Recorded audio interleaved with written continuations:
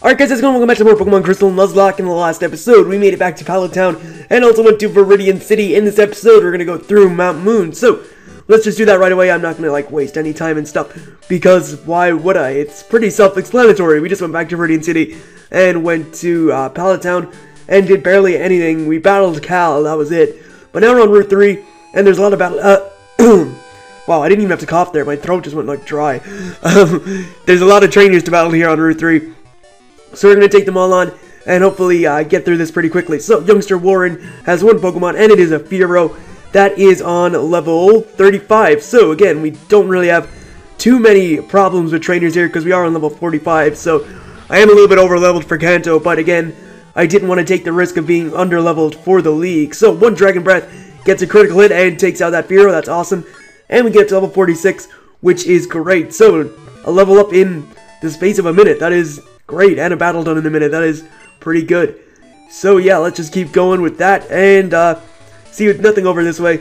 I guess there's not as many trainers as there was before, as in Pokemon Red, Blue, and Yellow, and Fire Red, Leaf Green, where there is a lot of trainers, but looks like there's only about 2 or 3 here, but there is more as we go further along the route. So yeah, we're gonna just battle all these guys. Here we have Youngster Jimmy, Nintendo fan FTW, or I believe one of my subscribers, his name is Jimmy. Or Strong Forever Jimmy for that, so there's a little shout out. I don't do shout outs, but if there's a reference to your name or something, I guess I could probably mention you, I don't know. But anyway, 2-hit KO on that Raticate, that's good. Hyper Fang is going to do a decent amount, I think, but not too much as you saw there. So quick attack, it's still trying to get in as much attack as possible.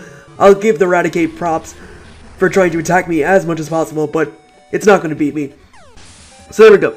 Glader gets some experience there. Next up we have his Arbok. Arbok, as it's it's anime cry is the best thing ever. But anyway, Arbok here is on level 35, I think 33 as well, and we'll go for a Dragon Breath on that, and we should be able to 2-hit KO it. So let's just hope that happens, and it is a 2-hit KO. Great. This thing is going for a Glare, which would paralyze me, but it did affect me because we skillfully dodged a Glare from a Arbok. We just turned the other way, turned our head the other way so it wouldn't catch us. But anyway, Youngster Jimmy is defeated. And I can move on to the rest of the route. This may be pretty short, because this route is actually rather short. So, we'll take on this person, and I believe this is a fire breather. I can actually catch a Pokemon on this route, so I'm going to take a look in the grass in a second and see if we can get something decent. Here we have Otis, the fire breather, and he has a Magmar that is on level 29. That's actually really low leveled, but it's a good Pokemon. So, I'll go for Dragon Breath, and we should do at least half, or maybe even KO it. We are nearly, well, we're about, what is that? We're high level. Let me just add it up. We're 17 levels higher. I don't know why that took me so long to calculate. But yeah, we're 17 levels higher. So, I mean, I'm surprised you didn't take it out with 1. But if I went for extreme speed, I probably would have. Because Magmar's special defense is greater than its physical defense. So anyway, we take that out. That's a lot of experience for a level 29 Pokemon. Next up, we have a Weezing, which I'm going to stay in on because, yeah, it's a risky play. I know with it having an explosion and stuff, but Weezing does not have, it's very bulky, but I'm pretty sure we can do a lot of damage with Dragon Breath, maybe even take it out. Its physical defenses are way more superior than its special defenses. Get the paralysis, get the power hacks, please, power hacks. Fully paralyzed. Sludge, okay. Didn't use self-destruct. That's the one thing I was worried about. And Sludge does not a lot, doesn't even get the poison, which is great. It's like we're immune to status effects of this Dragonair. We didn't get paralyzed by Arbok's Glare, and we didn't get poisoned by Sludge or Smog, so I mean, that's pretty awesome. Finally, we have another Magmar, so we'll just stay in and battle it. I'm going to go for extreme speed. Not sure if it will kill, but it should do about the same as Dragon Breath probably, or if not a little bit more. So that is actually going to kill, as expected. No, not even a critical hit. So I mean, yeah, I was right to expect that to kill. Fire Breather Otis has been defeated, and it's sunny, but something. I don't know. I think he said something about the weather. Anyway, we'll try and get a Pokemon here and see what we find. Let's hope it's something good.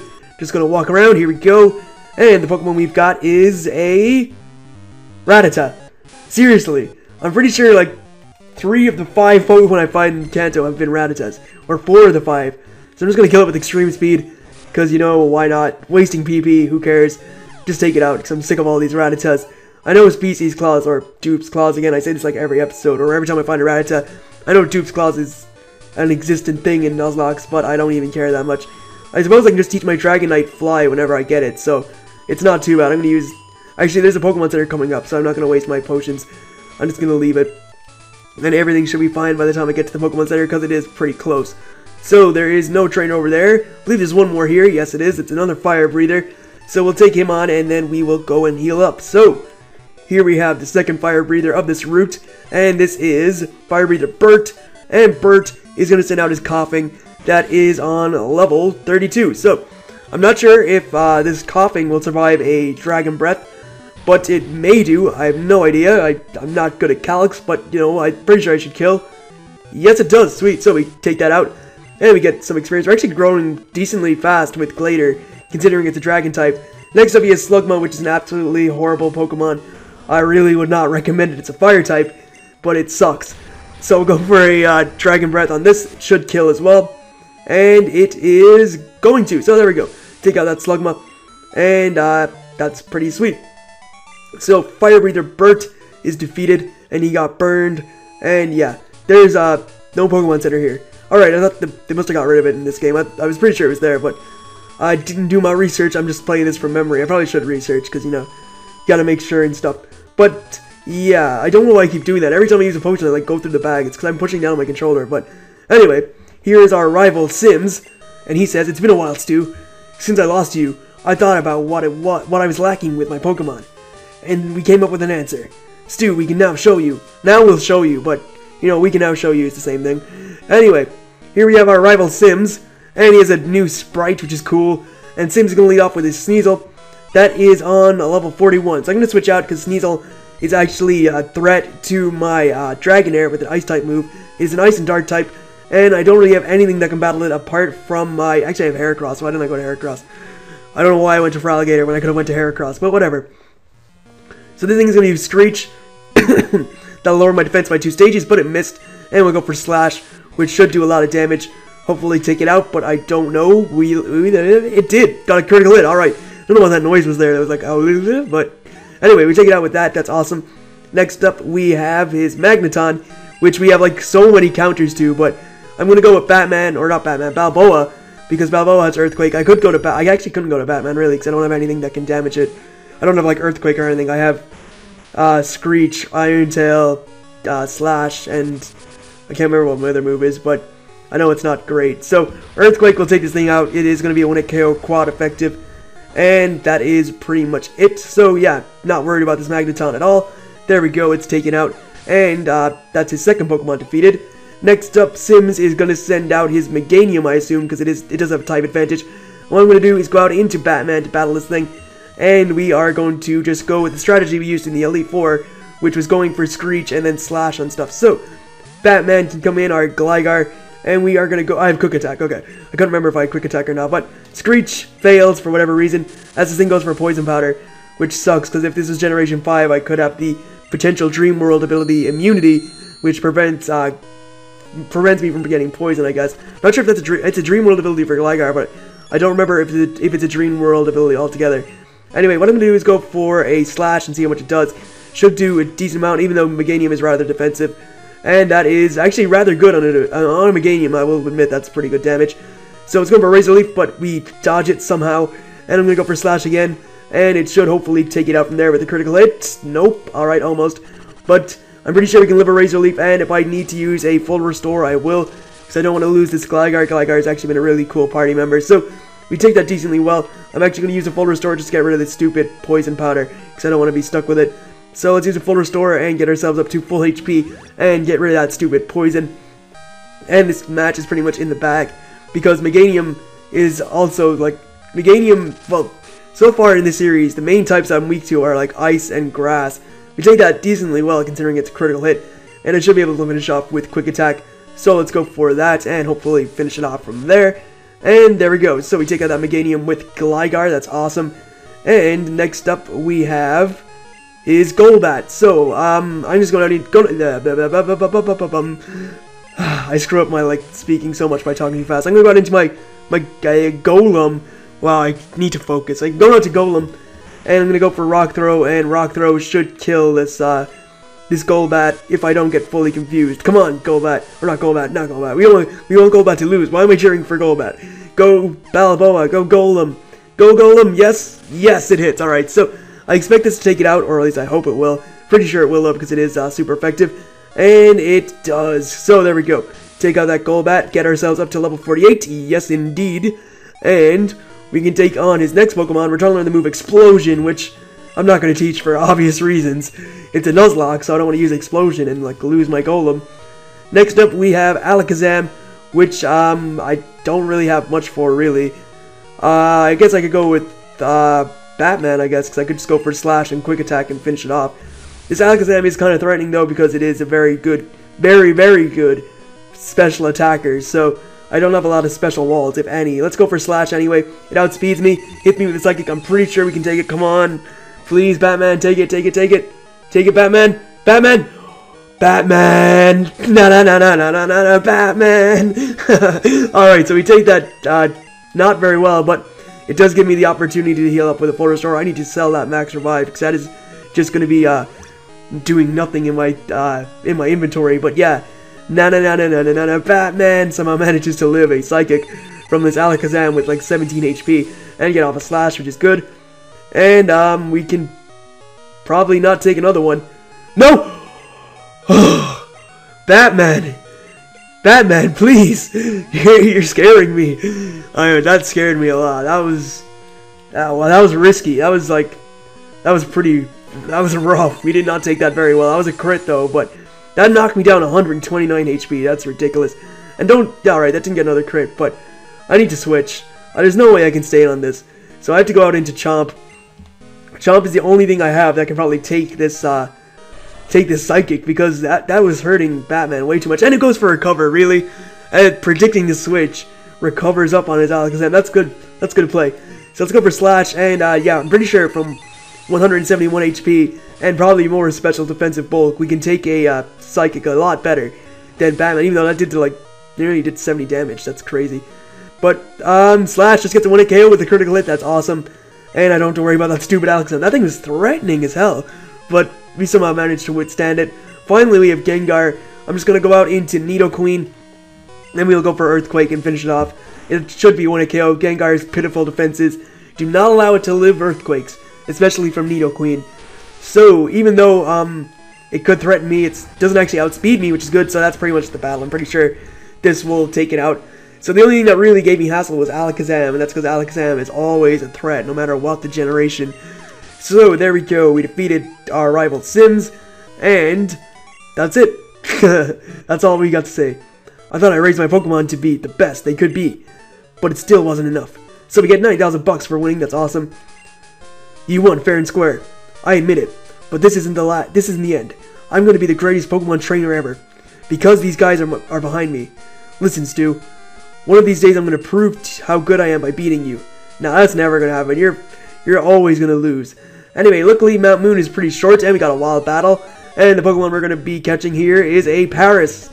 I wish I got one of these in the Ilex Forest. I really did. But anyway, Paris is not that great, honestly. But I think I may like bring it around with me and level it up. I want to have a Paris, just so I can like have a sort of what people consider to be a junk Pokemon and like train it up to be something extra powerful.